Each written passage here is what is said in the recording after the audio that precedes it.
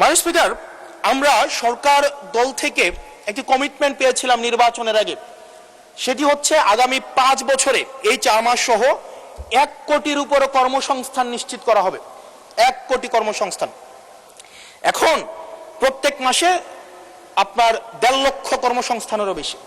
তার মানে এই 4 মাসে সেই হিসাবে কর্মসংস্থান বৃদ্ধি পাওয়ার কথা 6 লাখ এই 4 মাসে। আপনাদের কাছে প্রশ্ন, মাননীয় অর্থমন্ত্রী, এই 4 মাসে কয়টি কর্মসংস্থান নিশ্চিত হয়েছে? আদৌ কি 6 লাখ কর্মসংস্থান নিশ্চিত হয়েছে? যদি হয়ে থাকে সেই কর্মসংস্থানগুলো কোথায়? সেই চাকরিগুলো কোথায়?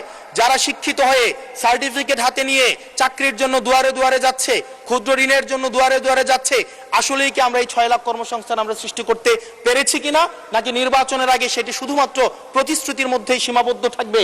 এই বিষয়টি আমাদের স্পষ্ট হতে হবে।